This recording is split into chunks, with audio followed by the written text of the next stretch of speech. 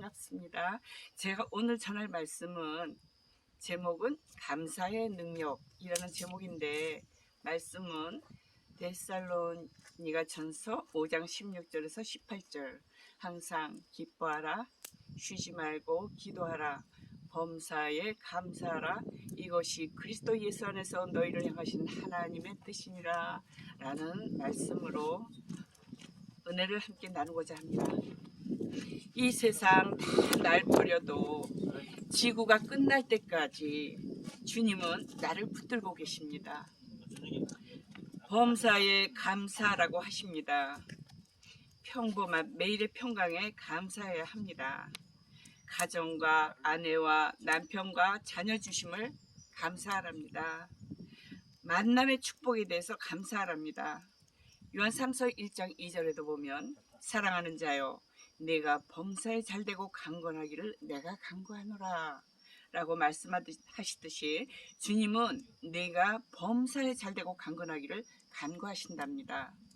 무슨 특별한 일로 기적이 일어나고 뭔가 깜짝 놀랄 새로운 일이 내게 일어나기를 원하시는 것이 아니라 범사, 평범한 우리의 일상이 잘 되시기를 간구한다는 것입니다.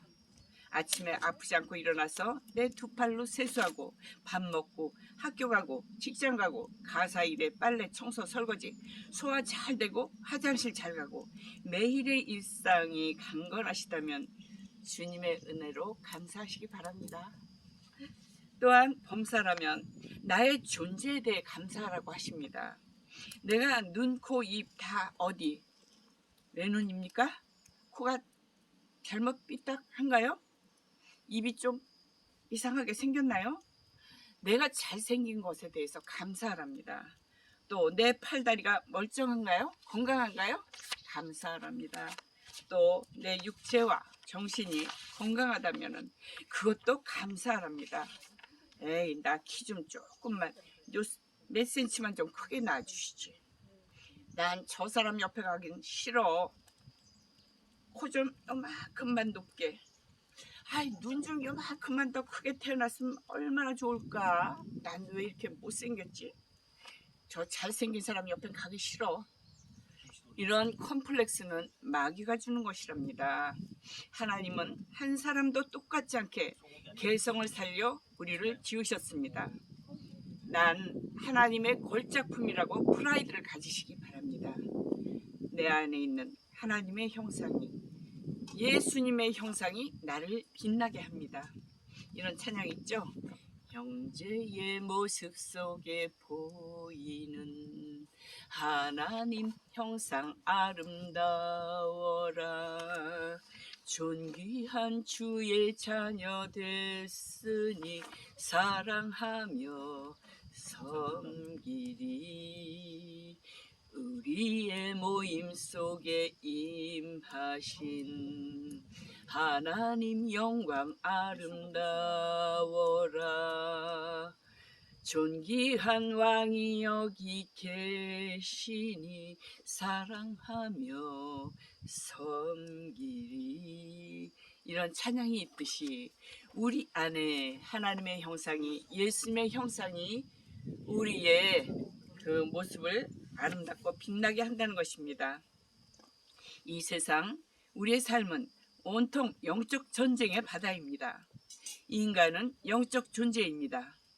인간의 육체는 영과 혼과 육으로 되어 있습니다. 이 세 가지가 조화를 잘 이룰 때 성공적인 삶을 살아갈 수 있습니다. 어느 한 가지의 문제가 생겨도 치우쳐도 고난을 받게 되고 삶의 평정을 잃게 됩니다. 왜냐하면 하나님은 인간을 흙으로 빚으시고 하나님의 생기, 곧 생영을 불어넣어 주셨기 때문입니다. 동물, 식물에는 영이 없습니다. 오직 인간만이 영혼을 갖고 있습니다. 이 험악한 세상 삶을 살아가려면 끊임없는 문제와 환경 앞에서 도저히 내 힘으로 해결하기 힘든 상황에 부딪히지 않으면 안 될 그러한 상황을 만나게 됩니다. 바로 이런 영적 전쟁의 바다에서 우리 믿는 자들에게는 전능하신, 능치 못함이 없으신 하나님께 의지하면 이 모든 문제는 하나님의 방법으로 가볍게 해결해 주시는 줄 믿습니다. 큰 고난이 닥쳤을 때 그 고난과 위기를 어떻게 잘 이겨내어 승리를 하고 하나님께 영광을 돌렸는지 성경에 나오는 귀한 인물 몇 분을 잠깐 예를 들어 보겠습니다. 먼저 다윗을 예로 들어 볼까요? 시편 23편 1절에서 6절에 보면 여호와는 나의 목자시니 내게 부족함이 없으리로다. 그가 나를 푸른 초장에 누이시며 쉴 만한 물가로 인도하시는도다 라는 시가 있죠. 그 시는 그 유명한 시편이 탄생했는데 다윗이 결코 편안한 상태에서 그 시편이 탄생한 것이 아닙니다. 얼마나 고통성의 그 시편이 탄생했는지 모릅니다. 다윗은 이 바로 시편 23편 이 시가 어떤 상황에서 이 시를 썼을까요? 이웃 나라가 쳐들어온 것도 아니고 타인들이 그의 왕권을 빼앗겠다고 반란을 일으킨 것도 아니고 바로 자기의 아들이 아버지의 왕권을 빼앗겠다고 반란을 일으켜 신도 신지 못한 채 맨발로 도망쳐 들판에서 쓴 시입니다. 과연 이러한 상황에서 어떻게 이런 시가 나왔을까요? 바로 그의 믿음, 하나님을 향한 그의 사랑입니다. 그는 왕이 죽기 직전에도 죄 없이 사울왕에게 쫓기며 8년간을 산속으로 굴속으로 400여 명의 군사들을 거느리고 도망다녔습니다.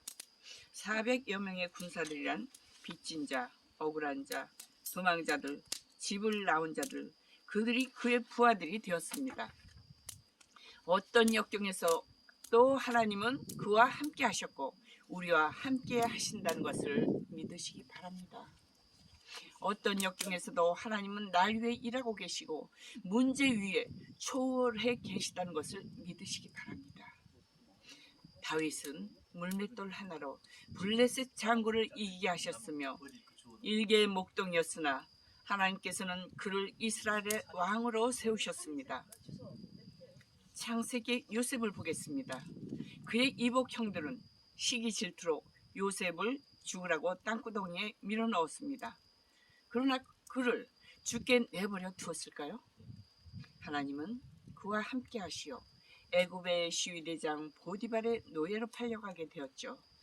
당시 노예는 가축이나 짐승을 묶는 그러한 끈으로 손을 묶인 채 몇백 리, 몇천 리를 걸어가는 것이었습니다. 그는 이스라엘 12지파의 믿음의 자손 야곱의 아들이었습니다. 그는 노예로 팔려가며 걸어가면서 무슨 생각을 했을까요? 왜 내게 이런 일이 일어난 것일까? 하나님은 도대체 살아계신 것일까? 기타 등등 여러 생각이 들어왔겠죠. 또 보디발의 집에서 일을 할 때에도 그의 용모가 특출나게 뛰어난 용모를 가졌기 때문에 그의 아내의 유혹을 끊임없이 거절하여 죄 없이 억울하게 감방 생활까지 하게 되었죠. 그것도 3년씩이나. 그러나 그는 믿음의 자손이었고 늘 기도하는 자였습니다. 그는 자기 앞에 펼쳐지는 의외의 고난에 그냥 무조건 승복하고 맙니다. 모든 것이 하나님의 섭리하에 이루어지는 것이라고 믿고 나아갔습니다. 하나님은 그가 어디를 가도 함께 하시고 일하시는 것이었습니다. 우리에게 뜻밖의 환난이 닥쳐왔을 때 놀라거나 두려워하지 마십시오. 하나님은 절대 나를 그냥 홀로 놔두시지도 않을 뿐 아니라 어떠한 역경에서도 날 위해 일하고 계십니다. 주님의 깊으신 뜻이 문제 속에 반드시 있습니다. 환난 위에 좌정하고 계신 주님을 꼭 바라보십시오. 감방에서 기도할 때 하나님은 그에게 영적 능력을 부어주셨습니다. 당시 애굽의 왕인 바로 왕의 꿈을 해석해 줄 자가 아무도 없었습니다. 창세기 41장 12절에서 44절까지 당시 유명한 박사들과 꿈 해몽가들을 불러 바로 왕의 꿈을 풀어보려 했지만 아무도 풀어주지 못했습니다. 바로 그때 감방에 있던 노예로 팔려온 히브리 청년 요셉을 부르게 되었습니다. 그가 꿈 해몽을 잘한다고 익히 소문이 나 있었던 거죠. 그는 바로 왕의 꿈을 아주 제대로 명석하게 해석해 주었습니다. 왕은 이 일로 큰 감동을 받고 그 즉석에서 자기의 반지를 빼서 요셉의 손에 끼우고 그에게 세마포 옷을 입히고 금사슬을 목에 걸고 버금술에 그를 태우니 온 무리가 그의 앞에서 부복하고 엎드렸습니다. 그는 30세 애굽의 국무총리가 되었던 것입니다. 요셉은 학벌이나 경력, 스펙은 없었습니다. 그러나 하나님은 유식하고 부유한 자, 권세가들을 사용하지 않습니다. 순종하는 자를 쓰십니다. 애굽의 노예로 팔려왔으나 그는 하나님을 버리지도 원망하지도 않았습니다. 그의 용모가 아주 훌륭했으므로 보디발의 아내의 유혹 때문에 억울하게 감방에 갔을 때도 그는 원망하지 않고 기도했습니다. 하나님은 기도할 때 우리에게 하나님의 능력을 부어주십니다. 우리에게 뜻하지 않은 갑작스러운 재난과 문제 앞에 과연 우린 얼마나 초연하게 이 모든 일이 하나님께서 주관하시는 것이라는 믿음이 있을까요? 사건과 문제 앞에 우리의 믿음이 연약해져 입으로는 하나님을 믿는다고 하면서도 은근히 내 인생을 내가 자꾸 주인이 되어 하나님은 어디로 가버리시고 불안, 염려, 초조로 두려워 떨게 되고 잠 못 자고 괴로워하는 것입니다. 하나님께 모두 다 맡기라고 하셨는데 그 말씀은 다 딴 나라로 가버리고 문제만이 내 앞에 괴로움을 주는 거죠. 근심, 걱정, 두려움으로 잠 못 자고, 그죠? 그러므로 우리는 무슨 사건과 문제가 내 앞에 펼쳐졌을지라도 먼저 우선 주님께 감사하라는 것입니다. 이 문제로 내게 뭘 깨닫게 하시려는 것일까? 뭘 회개시키시려는 것일까? 억울한 일이면 하나님이 날 승리하게 하실 것이고 어쨌든 무조건 감사합니다 하고 입술로 선포할 때 마귀는 재미없어서 나를 떠납니다. 마귀는 감사를 제일 싫어하니까요. 감사하면 삶의 에너지도 넘칩니다. 감사가 주는 능력에 대해서 살펴보면 감사는 부정적인 사람을 긍정적인 사람으로 변화시키는 힘이 있습니다. 똑같은 환경에 처해 있을 때 마음의 자세에 따라 부정적인 마음은 근심 걱정 가실 날이 없지만 긍정적인 마음의 사람은 기쁘고 감사한 생활을 할 수가 있습니다. 불평, 불만, 원망, 저주, 미움, 실망, 포기는 마귀가 주는 것이고 마귀가 내 마음을 지배하면 성령이 일하시지 못합니다. 기도하고 찬송하고 부르짖고 꾸짖어 마귀를 내어 쫓으시고 감사할 때 성령이 일하십니다. 하나님은 희망과 꿈과 소망과 평화와 감사를 주십니다. 우리가 고난 속에서도 진정한 감사와 찬양을 드릴 때 모든 악령의 세력이 끊어지게 됩니다. 좋은 일이 있을 때는 누구나 다 감사할 수 있습니다.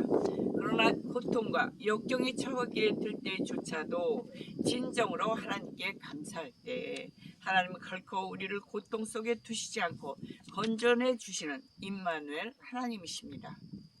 우리가 매사에 감사를 하면 그 마음은 자연히 밝아지고 하나님은 그러한 자에게 은혜와 축복을 더욱더 허락하신다고 합니다.